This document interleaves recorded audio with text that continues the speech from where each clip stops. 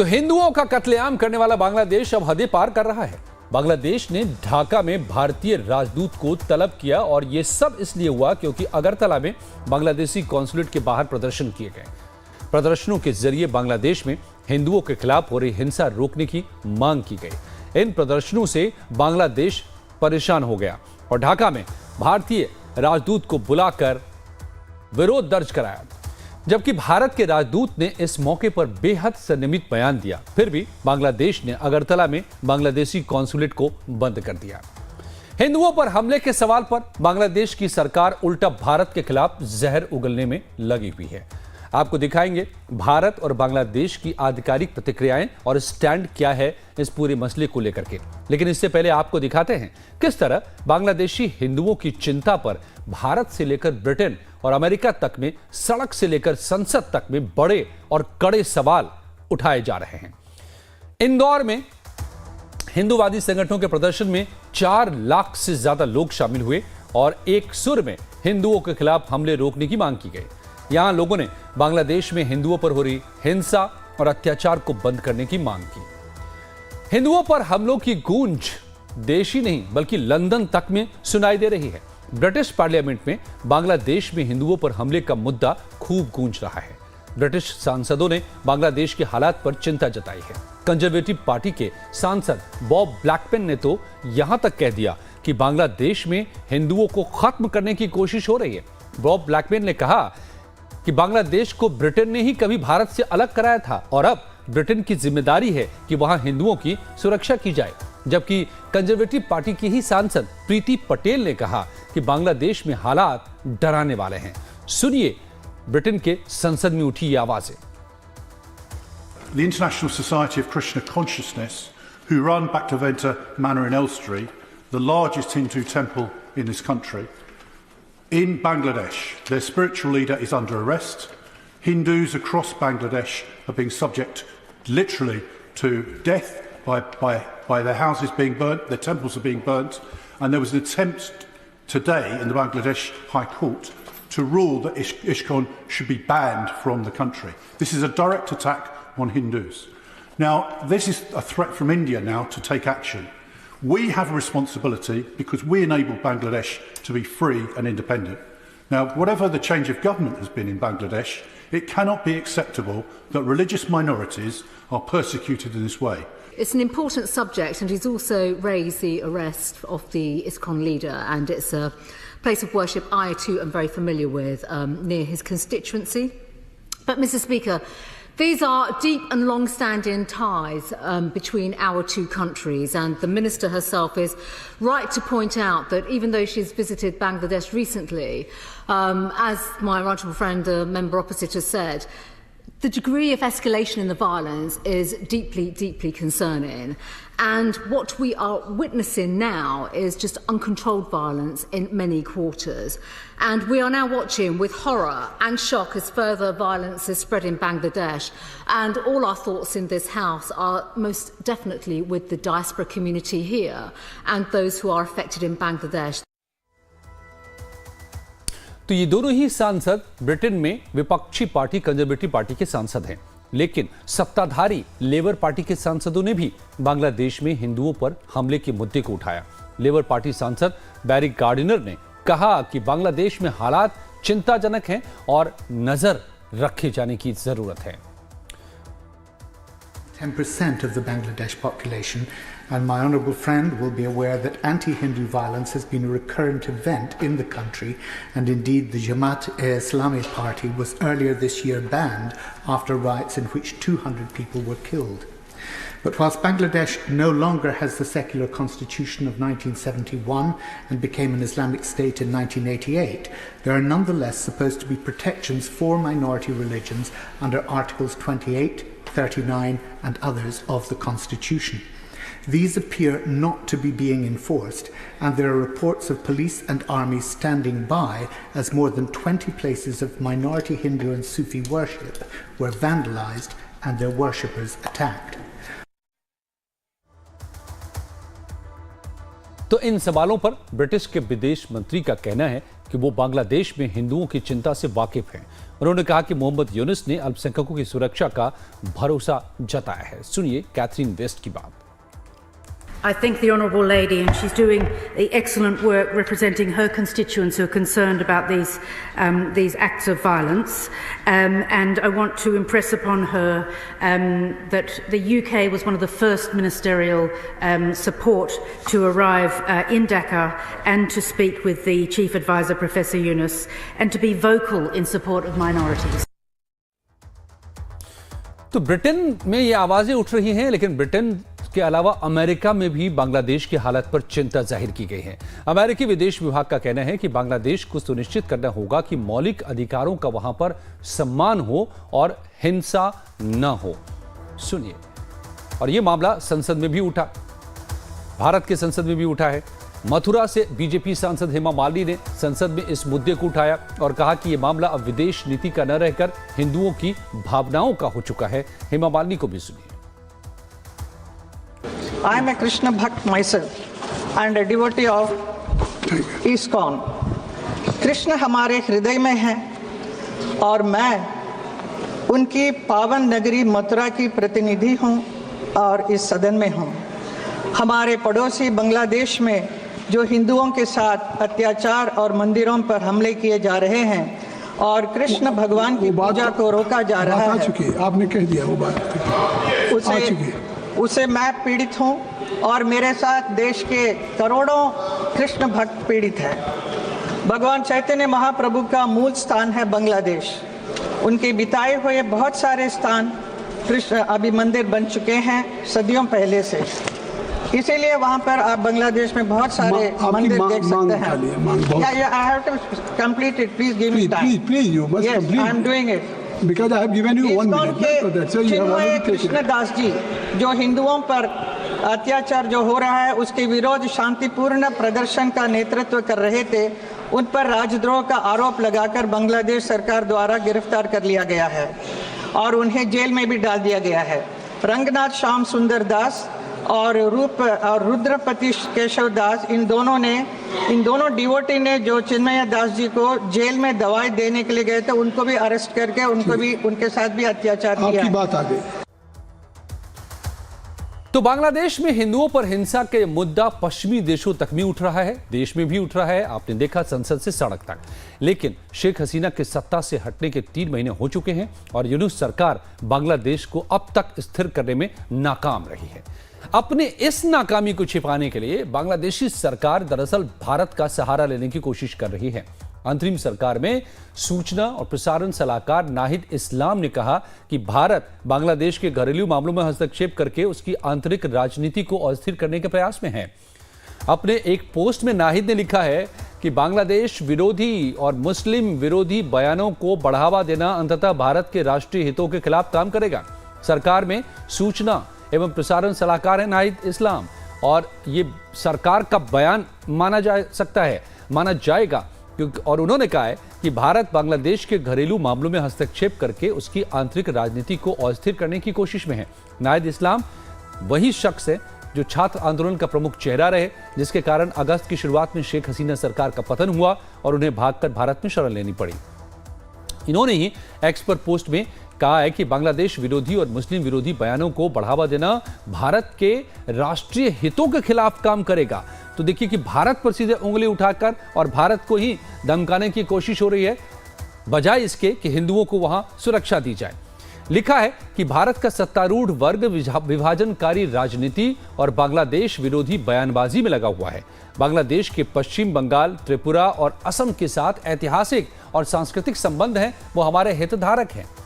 नाहिद ने अपने ट्वीट में दावा किया कि बांग्लादेश में विद्रोह के दौरान कोलकाता और दिल्ली के छात्र उनके साथ एकजुटता से खड़े रहे और शेख हसीना के अत्याचारों का विरोध किया। कहा है नाहिद ने कि भारत की हिंदूवादी ताकतें ऐसे लोकतांत्रिक संबंध और सद्भाव नहीं चाहती हैं। तो ये तो रवैया बांग्लादेश का है, जबकि भारत का रुख बेहद जिम्मेदारी भरा रहा है। मंगलवार को बांग्लादेश सरकार ने ढाका में भारतीय राजदूत को बुलाकर विरोध दर्ज कराया और इसके बाद जब प्रणय वर्मा बाहर निकले तो उन्हें पत्रकारों ने घेर लिया। सवालों के जवाब में प्रणय वर्मा ने जो जवाब दिया, इसको सुनिए। We really want to build a positive, stable, constructive relationship moving forward. There are so many things we are doing. There are so many interdependencies we have, and we want to build on those interdependencies to mutual benefit. And we will keep ensuring that our cooperation benefits our two peoples. The number of positive developments that have taken place in our relationship in the last few months, whether it is trade, it is power transmission, supply of essential commodities, we have maintained a lot of positive momentum in the relationship. तो दरअसल भारत के राजदूत कह रहे हैं कि हम बांग्लादेश के साथ बेहतर संबंध बनाना चाह रहे हैं, हमारा संबंध बेहतर है, हमारा संबंध परस्पर एक दूसरे के फायदे वाला है, हम काफी गहरे जुड़े हुए हैं और ये संबंध आगे बढ़ रहा है और हमने कई अच्छी चीजें इस दौरान की हैं। तो भारत का जवाब कितना संवेदनशील और संयम से भरा हुआ है ये भी आप देख रहे हैं, लेकिन दूसरा रुख जो बांग्लादेश का है, अपनी नाकामी छिपाने के लिए भारत पर इल्जाम लगाने वाली, वो भी आप देख रहे हैं। इस सब के बीच में चिन्मय कृष्णदास की 26 नवंबर को गिरफ्तारी के बाद से ही बांग्लादेश में हिंदुओं के खिलाफ हिंसा का दूसरा दौर शुरू हुआ है। खुद चिन्मय कृष्णदास के 2 वकीलों पर हमला किया जा चुका है।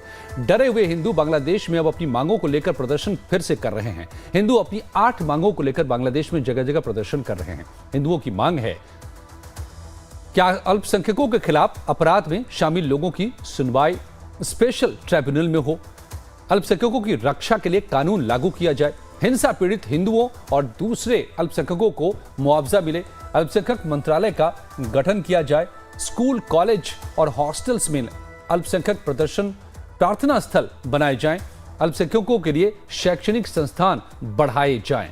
ये वो तमाम मांगे हैं जिसको लेकर फिर से एक बार हिंदू बांग्लादेश में सड़क पर हैं। तो पूरी बात पानी की तरह साफ है कि बांग्लादेश एक तो अपने हालात संभाल नहीं पा रहा, हिंदुओं पर हमले नहीं रोक पा रहा, हिंदुओं की रक्षा नहीं कर रहा है, लेकिन अपनी नाकामी पर पर्दा डालने के लिए भारत पर आरोप लगाने की लगातार कोशिश कर रहा है। ऐसे में सवाल है कि जिस तरह भारत के भीतर और दुनिया के अलग अलग देशों में अब बांग्लादेशी हिंदुओं पर हो रही हिंसा के खिलाफ आवाजें बुलंद हो रही हैं, बांग्लादेश की सरकार कब तक अपना चेहरा छिपा पाएगी? तो इसी पर हम बात करते हैं और मेरे साथ 2 खास मेहमान जुड़ चुके हैं। विनोद बंसल साहब हैं, बीएचपी के प्रवक्ता, और मोहम्मद साजिद रशीदी, मुस्लिम धर्मगुरु। आप दोनों का बहुत बहुत स्वागत है लाइव टाइम्स पर।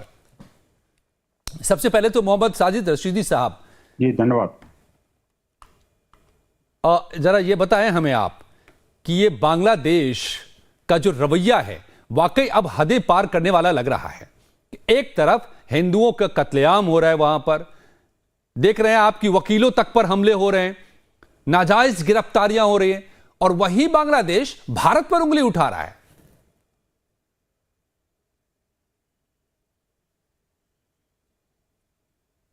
आपका सवाल किससे है?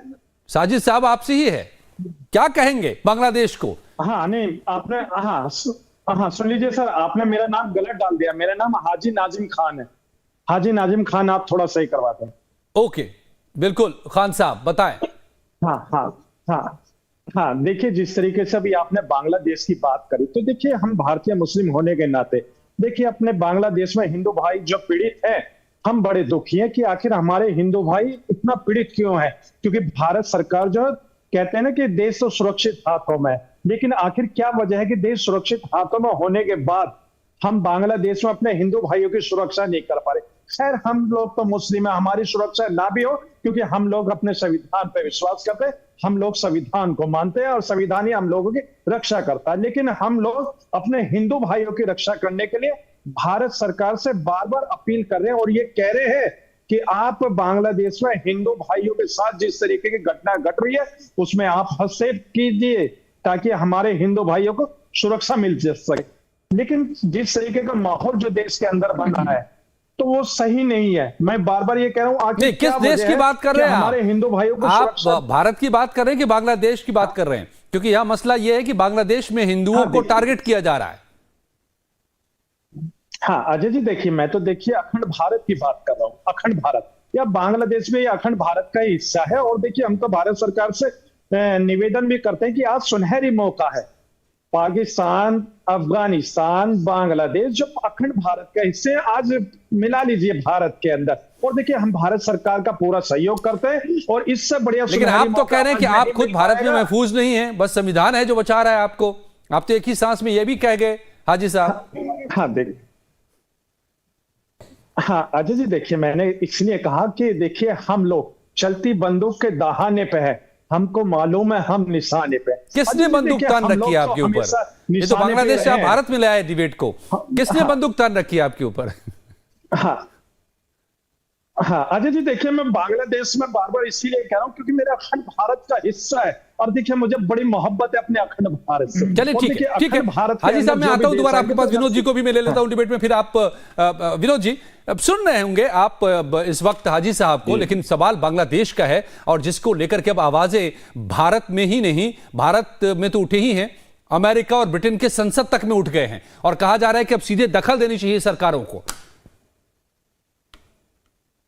अजय जी देखिए, अमेरिका और इंग्लैंड में तो उठी हैं आवाजें, लेकिन प्रश्न ये भी है कि इसमें जो अभी हाजी नाजिम साहब ने जो कहा, आप सोचिए उनकी बात में कितना गोलमोल वो पूरी खिचड़ी है। आप इसको समझिए, एक तरफ ही कह रहे हैं कि हम महफूज भी हैं, दूसरी तरफ कह रहे हैं हम महफूज नहीं है, दूसरी एक बात ये भी कह रहे हैं कि बांग्लादेश में लोग पीड़ित हैं, प्रताड़ित हैं, लेकिन बांग्लादेश सरकार को कुछ नहीं कहेंगे। ये कहेंगे तो सिर्फ भारत सरकार को, यहाँ के मुद्दे पर भी भारत सरकार को कोसेंगे और बार के मुद्दे पर भारत सरकार को कोसेंगे। लेकिन मुझे बताइए कि खैर हाजी नाजिम की बात अलग है, क्योंकि इनकी बात को कोई मानता है कि नहीं मानता, ये सबको आपके शुद्ध दर्शकों को अच्छी तरह पता है। लेकिन इससे बड़ी बात यह है कि जो जमीयत उलेमाए हिंद है, जिसके जमात के बहुत सारे जो आउटफिट जो है बांग्लादेश के अंदर भी काम करता है, जमात का पूरी आतंकवादी संस्था वहां पर अपने एक बड़ी पॉलिटिकल ऑर्गेनाइजेशन भी है, और जिसको सारी फंडिंग और मुझे लगता है कि जो मोरल और एथिकल सपोर्ट जो है सारी जमीयत उलेमाए हिंद देता है, दारुल उलूम देवबंद देते हैं। मैं कहता हूँ ये दारुल उलूम देवबंद की बात हो, जमीयत उलेमाए हिंद की बात हो या all India Muslim personal board की बात हो, इनके मुंह में से कभी आपने एक शब्द सुना क्या कि बांग्लादेश में जो कुछ हो रहा है वो गलत हो रहा है? इतना भी नहीं कहा इन्होंने किसी ने। मैं कहना चाहता हूं कि देखिए, अकेले हाजी नाजिम से गोलमोल जलेबी बना करके कुछ कह देने से कुछ फर्क नहीं पड़ेगा। हिंदू तो वहां पीड़ित है, प्रताड़ित है, और अब स्थिति यह है कि देखिए मानवाधिकारों को हनन तो हो ही रहा है अजय जी।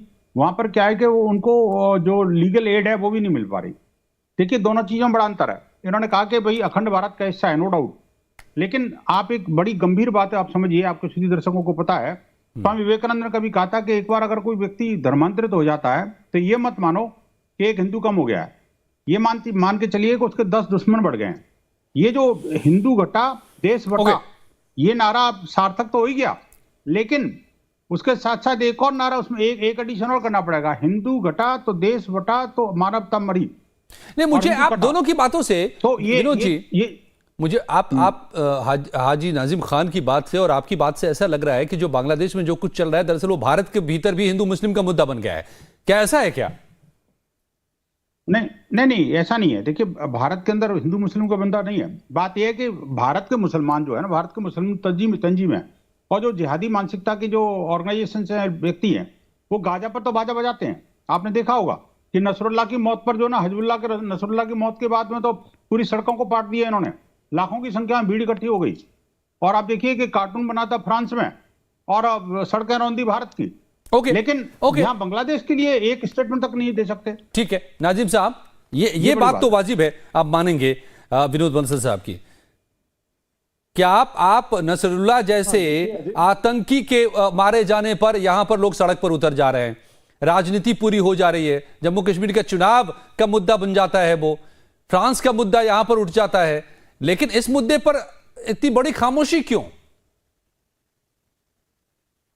हाँ अजय जी देखिए, जिस तरीके से मेरे काबिल दोस्त विनोद बंसल जी को देखिए मुस्लिम समुदाय से बड़ी मोहब्बत है, और खास तौर पर हाजी नाजिम खान जब इनके साथ नहीं, आप दोनों की मोहब्बत का तो सबको पता है। जाते हैं तो ये सुन तो लीजिए अजय जी, मैं वो कहना चाहता हूँ, जब हाजी नाजिम इनके सामने आ जाता तो ये अपनी बेपनाह मोहब्बत का इजहार करते, किस तरीके से बताने की जरूरत थी। अब इन्होंने कहा कि यहाँ पे नसरुल्लाह के उसमें जो मुसलमान आए थे, बताइए कौन थे? देखिए हम लोग संवैधानिक लोग हैं, संविधान को मानने वाले, और देखिए इस मुल्क के अंदर सभी को अपनी अभिव्यक्ति की आजादी है कि यहाँ पर क्या कर सकता है, लेकिन उसको यहाँ भारत का कानून पालन करना पड़ेगा, संविधान मानना पड़ेगा। और देखिए विनोद बंसल जी ने बार बार ये कही है कि हाजी नाजिम को बोलेंगे तो कोई वो नहीं होगा, मैं कहता हूं विनोद बंसल जी, आज लाइव टाइम्स के चैनल के माध्यम से आपको मैं चुनौती दे रहा हूं कि बांग्लादेश में हमारे हिंदू भाई पीड़ित है, विश्व हिंदू परिषद जाए वहां पर, वीजा लेकर वहां पर हिंदू भाइयों की रक्षा करे। और हाजी नाजिम खान आपके साथ खड़ा हुआ है वहां पे बांग्लादेश के अंदर। क्या आप लोगों के अंदर इतनी हिम्मत है? और देखिए, हम लोग भारत के अंदर सुरक्षित है क्योंकि आप क्या हमला करने की बात कर रहे हैं? नहीं, आप ये कह रहे हैं कि बांग्लादेश पर हमला कर दिया जाए? वो दूसरा देश है भाई। नहीं, हाँ सुन तो लीजिए। अभी देखिए अजय जी, जिस तरीके से विनोद बंसल जी का दर्द तड़प रहा था, उससे ज्यादा दर्द मेरे अंदर छलक रहा है हिंदू भाई। सवाल यही है कि क्या दर्द है? भारतीय मुस्लिम होने के नाते, हाँ भारतीय मुस्लिम होने के नाते मैं तो देखिए भारत सरकार से बार बार अपील कर रहा हूं कि हाँ हिंदू भाइयों की रक्षा कीजिए, हस्तक्षेप कीजिए। क्या वजह है, किस कारण भारत सरकार नहीं कर पा रही? तो विनोद बंसल जी, हमेशा भारत के अंदर जो एक विश्व हिंदू परिषद चल रहा है, जो मुसलमानों को हमेशा कहीं ना कहीं एक लव जिहाद के नाम पर, कभी एक गाय के मॉबलिशिंग के, कहीं ना कहीं आए दिन ऐसे बखेड़े करता रहता। तो देखिए विनोद बंसल जी से मैं कहना चाहूंगा कि आप बांग्लादेश चलिए, विश्व हिंदू परिषद को बताते हैं। तो देखिए हाजी नाजिम, आप लोगों के साथ खड़ा हुआ है बांग्लादेश में अपने हिंदू भाइयों की रक्षा करने के लिए, मुस्लिम समाज को समझाने के लिए कि देखिए यहाँ पर हिंदू भाइयों की रक्षा कीजिए। क्योंकि देखिए हम भारतीय लोग हैं, हमने भारत में जितना हमारा हक है रहने का, उतना ही विनोद बंसल जी का भी हक है। अजय जी, आपका भी हक है। हम लोगों ने कभी भारत से आप लोग, चलिए विनोद जी उसी तरीके से हम विनोद जी चलिए, ये तो हाजी साहब का पक्ष आ गया है। आपसे एक सवाल समझना चाहेंगे कि अब ऐसे में भारत अब तक जो अंतर्राष्ट्रीय कूटनीतिक मर्यादा होती है उसका पालन कर रहा है, बहुत ही संयमित रूप से इस पूरे मामले को देख रहा है, बोल रहा है, कह रहा है, लेकिन अब पूरी दुनिया देख रही है कि वहां बांग्लादेश में क्या चल रहा है। तो क्या भारत सरकार से क्या उम्मीद करें हम? देखिए, एक बात तो ये कहना चाहिए कि देखिए जो आपके जो पैनलिस्ट हैं उन्होंने जो बार बार बात कही है कि भी इसको समझना पड़ेगा कि आखिरकार भारत में हम ऐसा करते हैं वैसा करते हैं। भाई जो हम जो विरोध करते हैं वो उस चीज का विरोध करते हैं जो ये लोग करते हैं। लव जिहाद की बात हो, धर्मांतरण की बात हो, आपके जो मॉब लिंचिंग की बात हो, तो विरोध तो करना पड़ेगा। और वहां भी क्या हो रहा है, बांग्लादेश के अंदर भी यही हो रहा है। बांग्लादेश के अंदर तो लगातार वो लव जिहाद की तो सारी सीमाएं पार कर चुके हैं। अब मैंने अभी जो है ना आपको 313 केसेस की लिस्ट मीडिया को जारी की है कि किस तरह से पिछले 1 वर्ष के अंदर जो है हिंदुओं की नृशंस हत्याएं की गई हैं, हिंदुओं पर हमले किए गए हैं। तो मीडिया को जारी किए ना लिस्ट, आप देखिए। चलिए इस लव जिहाद जैसे मुद्दों पर हम बाद में बात कर लेंगे किसी और दिन जब ये मुद्दा रहेगा। लेकिन इस वक्त सवाल यह है कि बांग्लादेश के भीतर हिंदुओं को कैसे सुरक्षित किया जाए और कैसे बांग्लादेश की हेकड़ी जो है, जो भारत पर उंगली लगातार उठा रहा है, आधिकारिक तौर पर अब सरकार के लोग उठा रहे हैं कि ये सब भारत वहां करा रहा है, तो इसका तो जवाब मिलना चाहिए ना बांग्लादेश को। देखिए, अभी क्या है कि बांग्लादेश पूरी तरह से वो जिहादियों की जन्नत बन चुका है। आपने अजय जी, बात यह है कि वहां पर जो है बांग्लादेश को बर्बाद करने के जो मंसूबे पालने वाले लोग जो है ना जी, वो सड़कों पर हैं। और दुर्भाग्य की बात यह है कि जो उसका भी सरकार का मुखिया है उसको नोबेल पीस प्राइज मिला हुआ है, मतलब यानी शांति के लिए पुरस्कार मिला। वो किस तरह की शांति की है उन्होंने, ये दिख रहा है, नजर आ रहा है सामने। अब प्रश्न ये है कि देखिए कोई कार्रवाई तो करनी पड़ेगी, निस्संदेह कार्रवाई करनी पड़ेगी। और मैं आशा है कि ये कार्रवाई जो है ना जी विश्व बिरादरी के लोग ही कर पाएंगे। बांग्लादेश अकेला कुछ नहीं कर पाएगा, क्यों बांग्लादेश अब बर्बाद हो चुका है, ऐसा लग रहा है मेरे को। अब वहां पर कोई कंट्रोल नाम की चीज खत्म होती जा रही है धीरे धीरे करके। और आप देखिए कि, लेकिन मजे की बात है, देखिए क्या होता है अजय जी कि अगर कोई विरोध हो रहा है, भारत का हिंदू विरोध कर रहा है, हमने देशव्यापी जो है ना कितने सारे प्रदर्शन किए, कई जगह ज्ञापन दिए, हर कम्युनिटी के लोग खड़े हो रहे हैं, लेकिन क्या मुसलमानों को नहीं खड़ा होना चाहिए था? ये बड़ी बात है ना जी। अगर आप मुस्लिम समुदाय वहां खड़ा हो जाता है और ये कहता है कि हाँ ये गलत हो रहा है और ये रोकना चाहिए, ठीक है, मैं कहता हूं सेम डे चीजें रुक जाएंगी। लेकिन क्या जिहाद के नाम पर, काफिरोफोबिया के नाम पर, ये जो काफिरोफोबिया के शिकार वहां पर जो लोग हैं, वही तो यहाँ के भारत के मुसलमानों के साथ स्थिति है। और ये कोई जारी नहीं करेंगे, ये उनके पक्ष में खड़े नहीं होंगे, ये कभी प्रदर्शन करेंगे नहीं, ये कभी किसी को लिखेंगे नहीं। चलिए ठीक है विनोद जी, आज ही साहब बिल्कुल इतना ही वक्त था मेरे पास। आप दोनों का बहुत बहुत शुक्रिया। इस सब के बीच में बड़ा सवाल यही उठता है कि चाहे जिसके करने से, जिसके कहने से और जो कुछ करने से हो, जरूरी ये है कि बांग्लादेश के जो अल्पसंख्यक हैं हिंदू, उन्हें बचाया जाए। धन्यवाद आप दोनों का मेरे साथ जुड़ने के लिए। और अब रुक करते महाराष्ट्र का। मेरा पानी उतरता देख, मेरे किनारे पर घर मत बसा लेना, मैं समंदर हूं, लौट कर वापस आऊंगा, और लौट आए देवेंद्र फडणवीस बतौर सीएम कल शपथ भी ले लेंगे। साल 2019 में जो देवेंद्र फडणवीस ने ये लाइन कही थी, आज देवेंद्र फडणवीस सीएम के लिए चुन लिए गए। तब 5 साल पुरानी वो लाइन बिल्कुल सही साबित होती नजर आई। देवेंद्र फडणवीस महाराष्ट्र की सियासत में पूरे रुतबे और दबदबे के साथ लौट आए हैं और महाराष्ट्र की कमान उनके हाथों में होगी। विधायक दल की बैठक में बीजेपी के उनके नाम पर मोहर लग गई, जिसके बाद देवेंद्र फडणवीस महाराष्ट्र की तीसरी बार सीएम बनना उनका तय हो गया है। कई दिनों की जद्दोजहद के बाद आज तय समय के मुताबिक देवेंद्र फडणवीस, एकनाथ शिंदे और अजीत पवार महायुति के तीनों नेता एक साथ राजभवन पहुंचे। देवेंद्र फडणवीस की अगुवाई में सरकार बनाने का दावा पेश किया, लेकिन इस दौरान भी सबकी नजर शिंदे पर ही टिकी रही। सब ये समझना चाह रहे थे कि शिंदे के हाव भाव कैसे हैं। क्या शिंदे फडणवीस के मुख्यमंत्री बनने का समर्थन करते हुए सहमत नजर आ रहे हैं या फिर कहीं से लाचारी नजर आ रही है? सभी इसके संकेत शिंदे के चेहरे में तलाशने में जुटे थे। आप भी जो सामने तस्वीर है इसमें यह सब कुछ तलाश सकते हैं, क्योंकि शिंदे ने फडणवीस के मुख्यमंत्री बनने के लिए अपना समर्थन भले दे दिया, लेकिन तब तक फडणवीस अभी भी उप मुख्यमंत्री बनने का ऑफर उन्होंने कबूल नहीं किया। तो फिर सवाल यही घूम कर आ जाता है कि क्या शिंदे का समर्थन मजबूती वाला है गठबंधन की, या फिर यह मजबूरी वाला है? इसकी झलक भी इसी दौरान मिल भी गई, मगर दिलचस्प अंदाज में। हुआ यूं कि राज्यपाल को सरकार बनाने का दावा पेश करने के बाद तीनों नेताओं ने एक साथ प्रेस कॉन्फ्रेंस की। पहले तो तीनों नेताओं ने अपनी अपनी बातें कही। फडणवीस ने शिंदे को यहां से भी उप मुख्यमंत्री बनने का न्योता दिया। अजित पवार ने भी अपनी बातें कही और महाराष्ट्र को आगे ले जाने के लिए कस्में खाई। अब बारी थी पत्रकारों के सवाल की, और सबसे पहला सवाल शिंदे से ही आया। पूछा गया कि क्या शिंदे उप मुख्यमंत्री बनेंगे, जो मैं आपको कह रहा था कि सब जो तलाश कर रहे थे कि क्या शिंदे वाकई सहमत हो चुके हैं। तो शिंदे ने सीधा जवाब इस सवाल का नहीं दिया कि क्या वो मुख्यमंत्री बनेंगे, कुछ और बतानी बातें शुरू कर दी। इसी बीच अजित पवार ने कह दिया कि थोड़ा इंतजार कीजिए, शाम 5 बजे तक सब कुछ साफ हो जाएगा। इस पर शिंदे ने जो पवार को जवाब दिया उससे सबकी हंसी छूट गई, लेकिन इसमें शिंदे की टीस भी जाहिर हो गई। आप भी देखिए।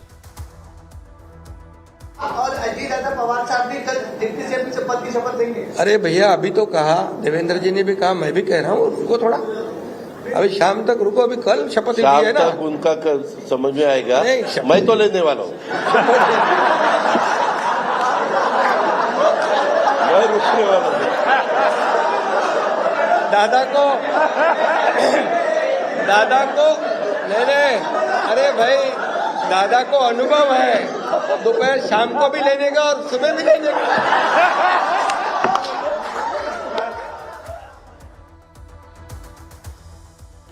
तो आपने सुना कि किस तरीके से अजित पवार साहब ने कहा कि शाम तक सब कुछ साफ हो जाएगा। तो शिंदे साहब ने याद दिला दिया उस वाकये की जब रातों रात पार्टी तोड़कर एनसीपी को बीजेपी के साथ जा मिले थे और आधी रात के वक्त में कैसे शपथ लिया था। तो उसी वाकये को याद दिलाते हुए इस वक्त शिंदे, क्या ये शिंदे का सिर्फ एक मजाक था या फिर कहीं न कहीं वो टीस जो निकल कर सामने आ रही है? आने वाले दिनों में ये तस्वीर भी साफ होगी। फिलहाल यहां पर कुछ ही पलों में देश दुनिया की सभी खबरें लाइव बने रहिए हमारे साथ।